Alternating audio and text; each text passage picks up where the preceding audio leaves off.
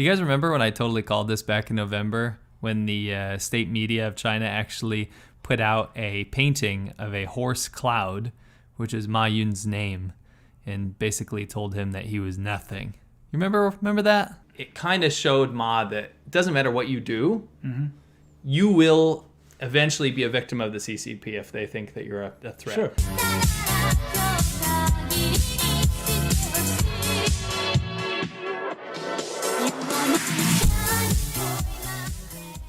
Hey Low Winners, it's Low86 here with another video. How you guys doing? Now there's a very, very hot topic. Where is Jack Ma? Now Jack Ma, or Ma Yun as he's called, which actually literally translates as horse cloud in Chinese, is a massive multi-billionaire. In fact, one of the most powerful people within China, if not the world, who is one of the co-founders of Alibaba. Now, if you didn't know, Alibaba is a website where you can literally buy anything that you can even imagine. If you need a supplier from China, Alibaba is the website which gives you those suppliers from China. So you can dream up something, it will be there. Basically, a lot of what Alibaba is kind of like a Wild East version of Amazon or eBay or something like this, because you can find anything that you want, particularly counterfeit goods. Now they've since tried to kind of curb that, and they said that they're really cracking down and they have IP protection, but it is IP theft galore on Alibaba. So Jack Ma sets up this massive website, which is a huge front to get either counterfeit goods or custom-made goods, from China to ship pretty much all over the entire world. Now, when I say they're trying to crack down on the whole IP theft thing and how they're trying to get rid of knockoffs, you can literally search for knockoff goods and they're all over the place. You can literally type in counterfeit good stuff and find it all over the place. Are you in the mood for a Rolex? How about a Rolexable? How about a Trump watch? How about a Biden watch? What are you doing? Just biding my time. You a big Sonic the Hedgehog fan? No? Maybe more of a Mario guy? It's me, Mario! See, Alibaba kind of is one of those stalls that you see in New York City selling counterfeit Rolexes or whatever they're selling, all those fake goods and stuff, but on a massive, huge scale. Thankfully, the prevalence of all the fake goods that his company offers is where all the fakeness stops, because it gets real when he shreds on the guitar.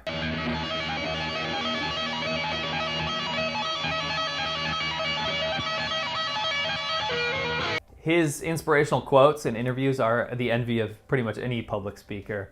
Humans can never create another animal that is smarter than humans. Especially when you have so many smart people, it's impossible to make another smart people. I very much disagree with that. And those pipes?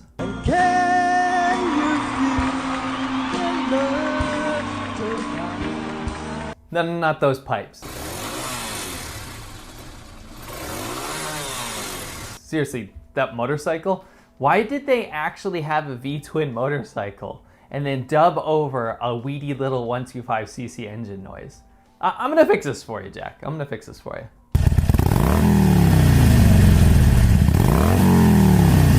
Doesn't that sound better? That's not to discredit the entire website. I mean, you can get a lot of real intellectual property stuff from China, maybe a screw or a piece of technology that you need for your company. All that stuff exists. Anyway, my point is, all of that stuff made Jack Ma, or Ma Yun, a very, very wealthy man. In fact, $41.8 billion of wealthy man.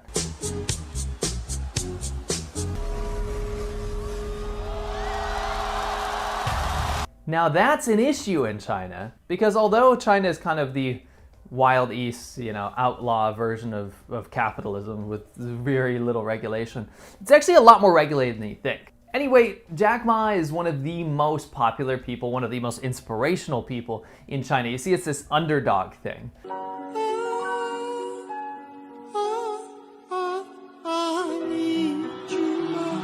You can look at him, and I'm not judging his appearance or anything, but when you look at him, you would know that he would not be naturally successful in a job where your image really counted, and that really counts for a lot in China. In fact, a lot of people don't know this, but when you submit your resume in China, whether you're a foreigner or a Chinese, you have to include your picture so that people who are hiring you can decide whether they like you or not. It's literally how it works. So Jack has all these stories about how he tried to even get a job at KFC when it first came to his town in Hangzhou, and they rejected him. He tried to get a job as a police officer, constant rejection over and over again, but eventually becoming the richest person in China, save for the leader of China. He rose to so much power that on Forbes' list of the top whatever most powerful people, he's number 21. So he's higher than a lot of people that you might know. However, who do you think is the most powerful person in the entire world? Just take a wild guess. Time's up. Yeah, you guessed it right. It's Winnie the Pooh. Now, the most powerful person in the world is the leader of China that decided he would go back to Chairman Mao Zedong kind of tactics, that era of power, where everything is below him. There is no competition. There is party infighting, but he is always coming out on top, removing term limits and becoming emperor for life. You see, the era of China that I lived through when I was there for 10 years, it was pretty awesome. Like, it's a gray zone. That's how China operates. China operates on corrupt gray zone. It is a corrupt gray zone. Now, a lot of that gray zone allowed for people to make money through business, and that's fantastic. That's the thing in China, is if you keep your head down, you can make money and you can be successful. The problem is, in today's China, it's more about who you know and what Communist Party of China ties that you have, more so than it ever was before. Right now, to be an entrepreneur in China, it's fine, you can do it, but if you get too big, you will attract the attention of the anti-corruption campaign of the Communist Party of China, and that's actually what happened. There's a lot of speculation about all these triggers, and I'll actually quote Jack Ma. This is the thing that people keep talking about that got him in trouble. He said, "Today's financial system is the legacy of the industrial age. We must set up a new one for the next generation and young people. We must reform the current system." Now, whether or not that actually got him in trouble, the evidence is already there. He's been gone for over 2 months. We can look at his reality TV show, which is called African Business Heroes, where he gives away like $1.5 million to entrepreneurs in Africa as part of the whole soft power propaganda campaign of investing in Africa. China's the big hero of Africa. They even removed his picture off the website and replaced him with another Alibaba executive. It's getting a bit dicey, and people are concerned because someone of that wealth, someone of that power, certainly commands a lot of respect and, controls a lot of the country. He really does, especially the economy. I can make this super simple. It's not necessarily a quote he said. It's very simple. If you've been to China, you lived in China any meaningful amount of time, and you've met party officials, or you've spent any time with important people in China, you'll know that if you get too big, that becomes a problem. If you gain too much of a following, that becomes a problem. Even if you're a famous celebrity, just a person that's on movies and stuff, that becomes a problem when you're too popular, because your opinions become something that might replace the leadership's opinions in terms of the youth or people that are looking for inspiration or a role model. And that's exactly what Jack Ma was. He could thrive in that gray zone area of China. He could become a multi-billionaire really with impunity and command his own army of followers and inspire people around the country. But really, when it comes to brass tacks, is that under Xi Jinping's anti-corruption campaign, someone like Jack Ma really can't overstep his boundaries, and that's something that he did just by being that wealthy. I mean, Jack's been a little mouthy in the past. For example, when he was in Shanghai at a conference, and I quote, he said, "The global financial regulators are an old people's club ill-suited to oversee Chinese tech innovation." And that is just something in China that you don't say. You don't do those things. You do not shake up the status quo. The only thing that makes the status quo is the top-down leadership of Xi Jinping himself, Chairman Xi. The thing is, this whole anti-corruption campaign, when I was there, when it was rolled out, it was kind of popular amongst the people of China, because they saw China as, if you're not benefiting from the corruption, if you're not in the leadership or you're not a member of the Communist Party of China, you're not going to like the fact that corruption exists, because you get less because of it, right? I went to villages that would always get shaken down by CCP officials or the PLA, and they would have everything taken or a good chunk of their money taken from their village, because that's just how it worked. It's almost like a mafia racket or protection fees. The thing is, when the chairman made that huge speech about how we're going to root out corruption, kind of Soviet style, we're going to get rid of all these bad eggs and stuff out of the party, the people were in massive support, and that's what gave Xi Jinping so much support initially, because China is an unbelievably unfair and very, very corrupt country. You'd know if you've been there. The thing is, in a top-down system like China, corruption is the oil that keeps those gears running smoothly. That's just how it works. So when people started getting arrested for corruption or arrested for speaking out against the party, let me list off a couple people. Ren Zhiqiang, a retired real estate tycoon, fell off the radar after accusing the Communist Party of mishandling the coronavirus pandemic.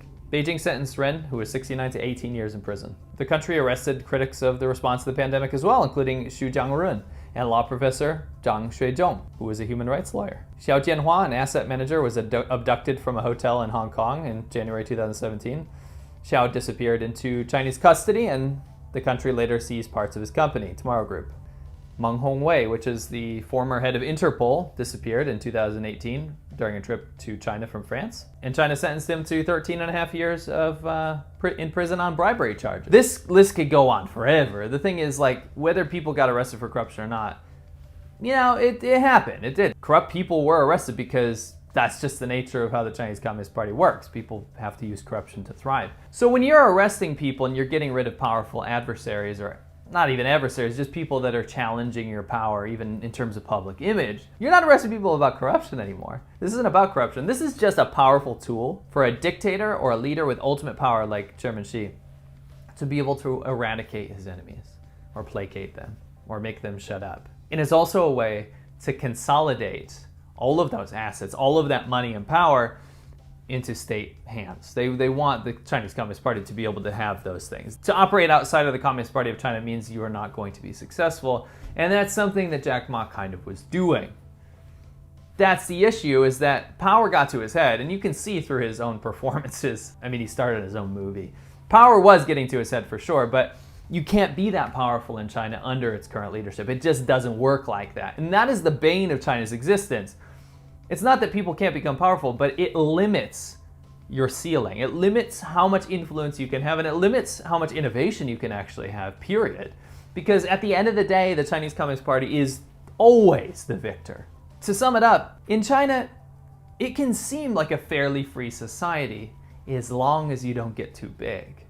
Because when you get too big in China, you have two options. Either you get absorbed into the party, or you get erased from public memory. And Jack, it really sucks, I get it. Living under the Communist Party of China is no cakewalk. It's not great. Especially for people that, you know, think outside the box a little bit. If you guys like what I do and you want to support me, go over to patreon.com/Lawai86. I talk to you guys every day there. I answer my messages every single morning. It's a great dialogue. I post other stuff, behind the scenes content and all that kind of stuff. And it's the only way I can keep this stuff going, especially with this whole demonetization issue and the whole drama that's going on with YouTube. Hopefully we can sort that out. It could go a lot deeper than we actually think. If you support freedom of speech and you don't want your internet censored, and you want to support voices like mine, I truly do appreciate it because we're on the same page. I want to say thank you so much, Law Winners, and I'll catch you on the next one.